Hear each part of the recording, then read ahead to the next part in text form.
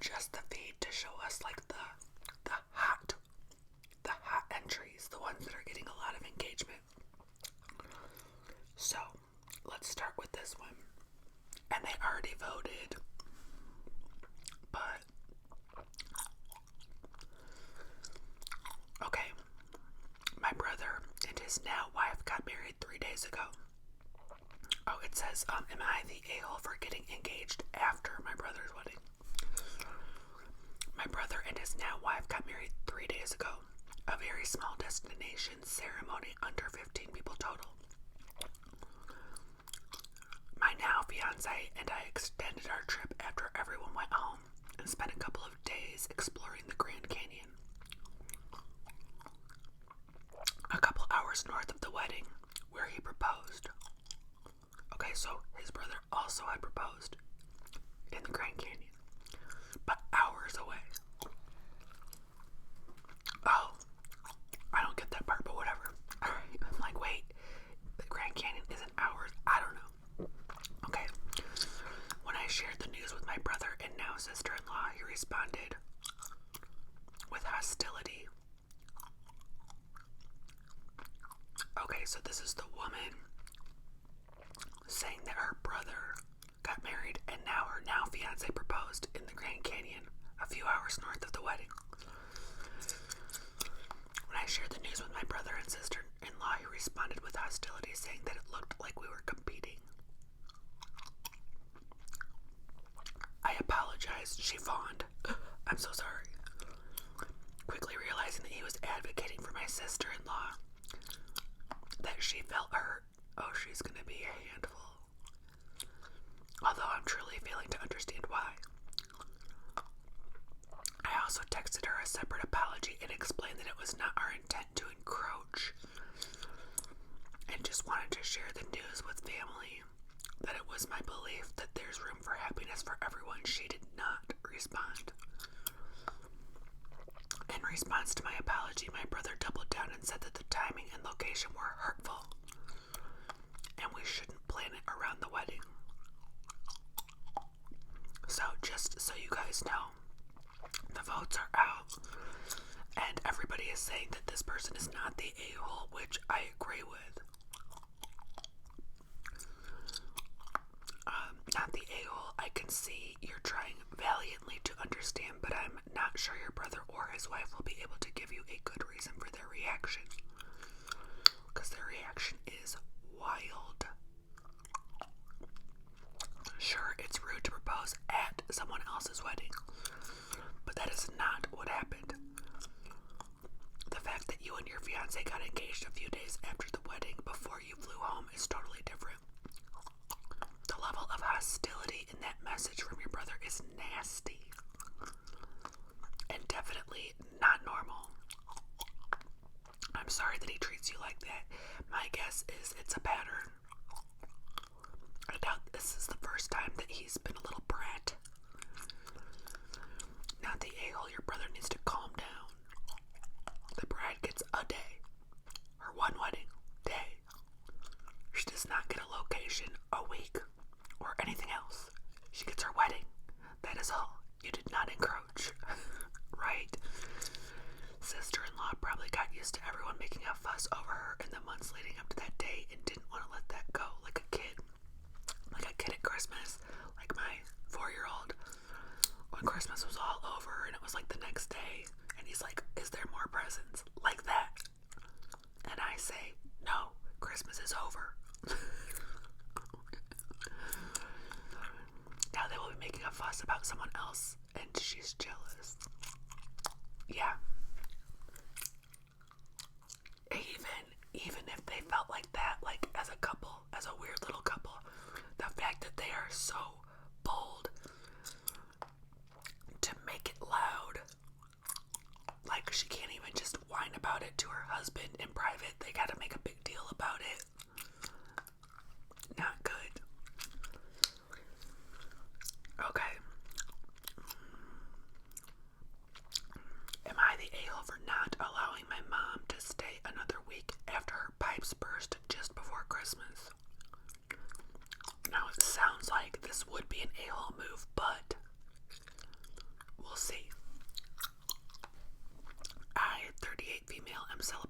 Christmas with my mom, 68 female, and my brother, 47 male, and his family.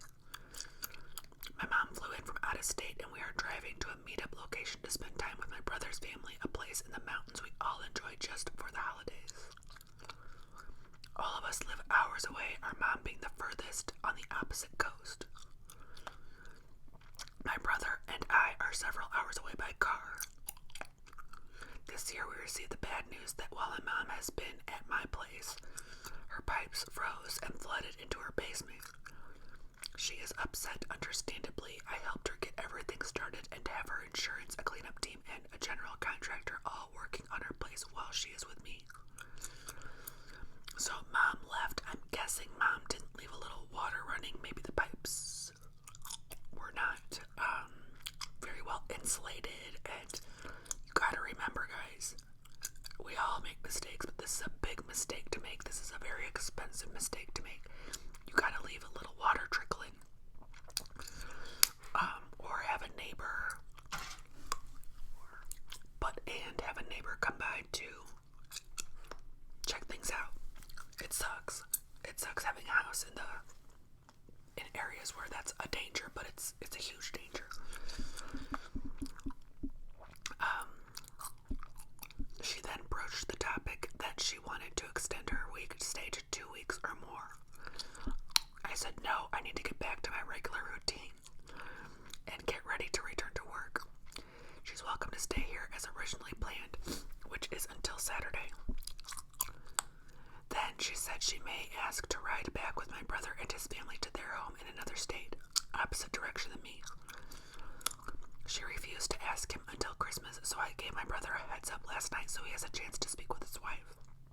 I also told him that he's under no obligation to say yes, as she is welcome to stay with me until Saturday, and her insurance company will be footing the bill for most of her stay at a hotel. And meals. What? I wonder if we have good insurance like that. What? I've never even heard of that.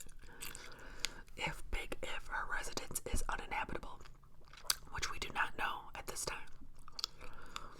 He told me he does not have room to take her back with him. 3 people in his car and no room for a 4th, assuming luggage is the issue.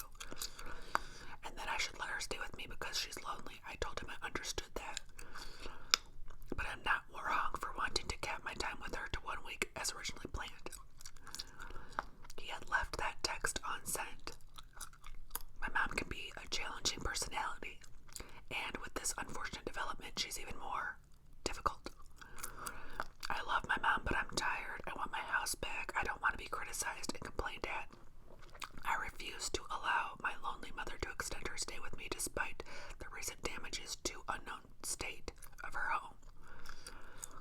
Am I the a-hole for prioritizing my space and personal downtime over my mother's emotional needs? Okay, is it an emotional need? Just an emotional need, but I also don't know this mother. So, the votes on this one said that this person is not the a-hole. And it's a tough one because there is an actual problem. She is actually aware that there is a problem. And that she does have a need for shelter. However, the insurance is like, we're going to do all that if need be. So, I don't know. I would probably extend my mother's stay but by 1 more week. Not 2 or more. If my mom was terrible, and I couldn't do it, I'd say, let's just give you 1 more week, and then I gotta get my house together, but not the a-hole, but this is tough. It's not like you owe her a place to stay, especially when insurance will pay, but I don't think I could tell my mom to go stay at a hotel during the holidays. Not the a-hole, doesn't she need to get back home to deal with her home and belongings? Not the a-hole, I can understand your hesitation where there isn't an end date and she has a difficult personality. At the same time, if it can be made more limited, it would be kind to have some flexibility. I can understand her not wanting to be alone. Not the a-hole, but I think you should take this one on the chin. Because if you want to keep talking to your mom, you will probably never hear the end of this one otherwise. It's a lightning strike situation. There's a good reason she can't just go back to her home, and it's unlikely to ever occur again. That's kind of how I feel. Like, I think you can extend a little more than like, nope, this was the plan. Sorry about your house. Like, not the a-hole. Your brother also doesn't want to bring her into his home. He has plenty of room in his car. So most people are saying not the a-hole. Oh, this one. Okay, let's do this one. Am I the a-hole for telling people I'm not having fun when they ask and I'm genuinely not? Okay, you might be neurodivergent. But let's see. And you still shouldn't just say no. You can say something more pleasant. This one is general. I'm a guy who, when I don't enjoy something, I'll tell you I don't. But if I commit to something, I'll see it through to the end without complaining. This comes to a head where I was on a vacation with my older brother in Arizona, who wanted to do a lot of nature hikes. Nature hikes are fine. I don't mind them, but I do dislike walking up large hills. Is there anybody that enjoys that? There is. Strange to me, but that's the worst part of a hike for me. Walking downhill is the easiest thing ever. It's like being nature's passenger princess. You just put your foot forward and let gravity do all the work. Walking downhill is not always easy. Are there stairs or is it a hill? Walking uphill, conversely, is very draining and it leaves me sweaty. I don't make a point to complain about something when I do it, so I was just walking uphill despite not liking it much. I held basic conversation with my brother. As we were heading back down, he asked me if I was having fun, and I said no. Not because of any fault of my brother, I just didn't find the activity fun. Not even bad, just satisfactory. Later, when he was driving me to the airport for my flight home, he told me, if I ask you if you're having fun, don't just say no. I understand that it can be demoralizing to hear someone's not having fun, but I don't like it when people ask for my opinion and get upset when I give an honest answer. If I'm having fun, I'll just say. If I'm not having fun, I'll just say I'm not having fun. Okay.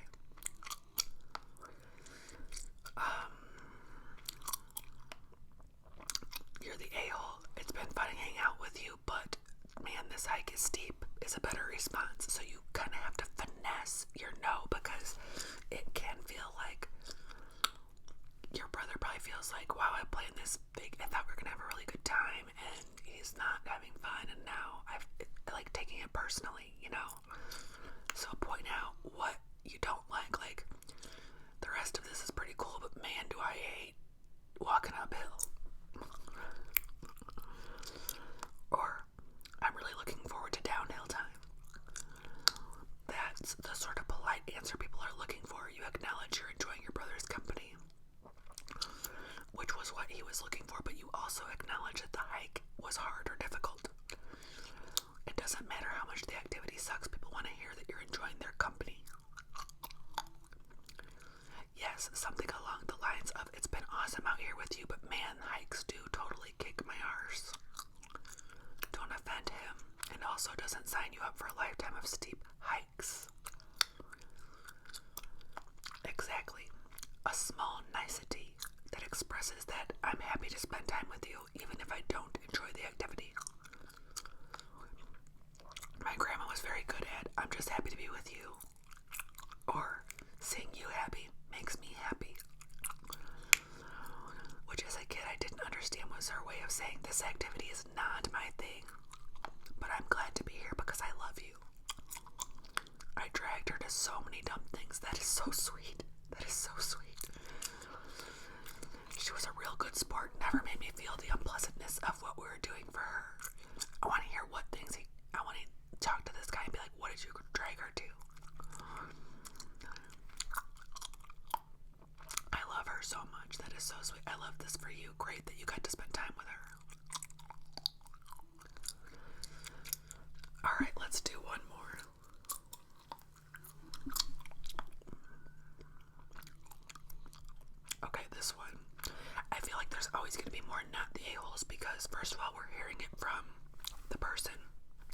is questioning. So we're hearing their version of the story. Also, they're worried that they might be an a-hole, so the concern at all tends to signal that they care.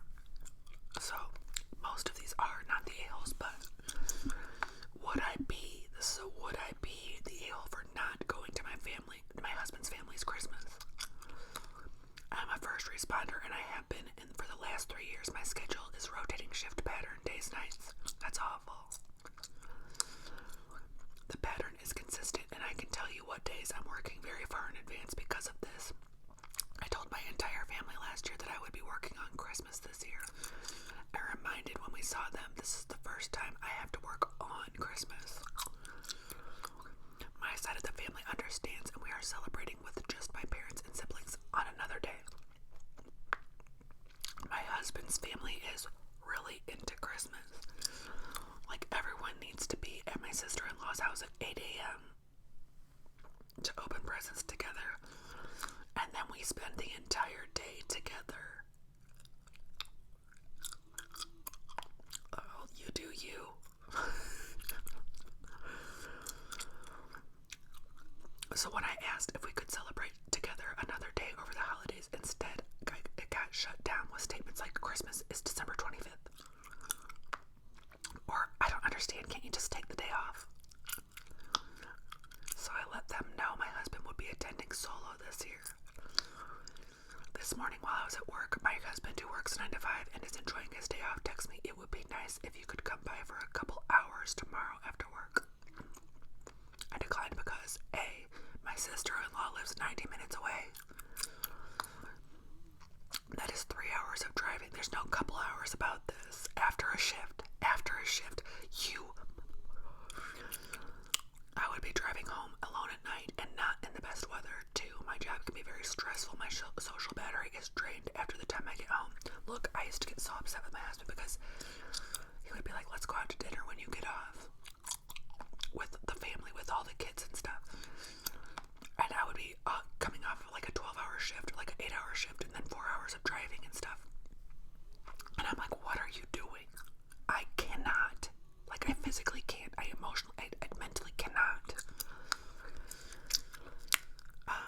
We already agreed that it made it more sense for me to stay home and him go to his parents' house on Christmas Eve so they could drive over in the morning together. Look, this is sewed up. Signed, sealed, delivered, contracted. Stop pushing it. My husband is pissed and thinks that I don't want to spend time with his family. I don't anymore. This was absurd. He's sending passive-aggressive texts all day trying to guilt trip me. We don't know how much time we have left with my parents. Who's we? Sorry. Would I be the a-hole if I stuck to our original plan instead of making an effort to go see his family tomorrow after work? For some reason, they got locked out of commenting till January 2nd about this, but they got voted as not the a-hole. And a couple of comments are, "I work in the field of emergency services, and the fact is that we as a group are never off duty. Unless you are going to screw your colleagues and then they're going to somehow allow it, you have to take care of your shift and your holiday shifts. My family is completely used to celebrating important occasions with me on the wrong calendar date. I think we're all adult enough to do that. OP, I don't know how long you have been with your husband, so maybe the situation is salvageable, but he needs to get with the effing program like yesterday."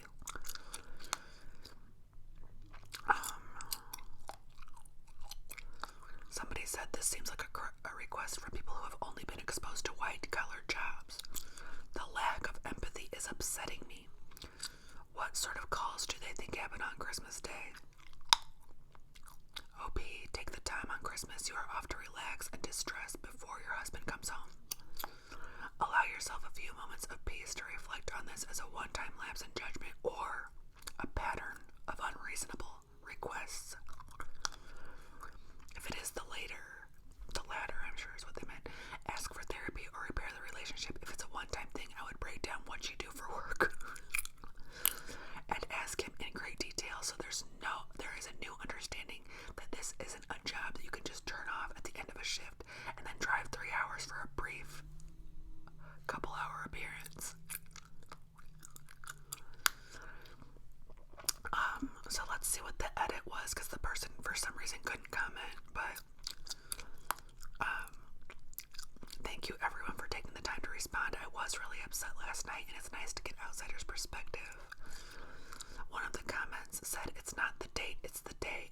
using that from now on.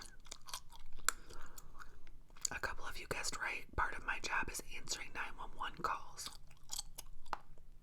My husband mostly understanding how our shifts work, but I usually get pushed back on long weekends or celebrations. I've been trying to convince him to come in for an observation shift so he can finally understand, but he doesn't feel comfortable listening in on the calls. I didn't even know you could do that. Come observe my job. But I don't know, like, do I want to take it that far? Do you think I'm full of it? Do you think I'm making up how important my job is? Or what happened today? Do you think? I haven't confirmed, but I think what may have caused him to even request my appearance is that his father, who was in the early stages of dementia, may have asked him one time we were both coming over, forgetting I was not coming over. Okay, well then he'll forget again, and again, and again, and again. Like, so what? You deal with your father. Your father has dementia. You can keep reminding him that I'm at work. This shift schedule is new to him, and he hates showing up to events without me. To his own family. This is disturbing. And then having to explain to everyone I'm not there because I'm working. It's not that hard. My husband used to work every other weekend, and I went to a ton of things alone, and they'd say, "Where's husband?" And I'd say, "He's at work." The end. Literally the end. Thanks again, everyone. Merry Christmas, especially to fellow first responders, healthcare workers, shift workers, and anyone who has had to work a 24/7, 365 job. Holy yikes. Who did you marry? That whole family. Okay. If you watched this all the way to the end, thank you very much. I hope you have a good rest of your day, evening, good night, sleep, and I will see y'all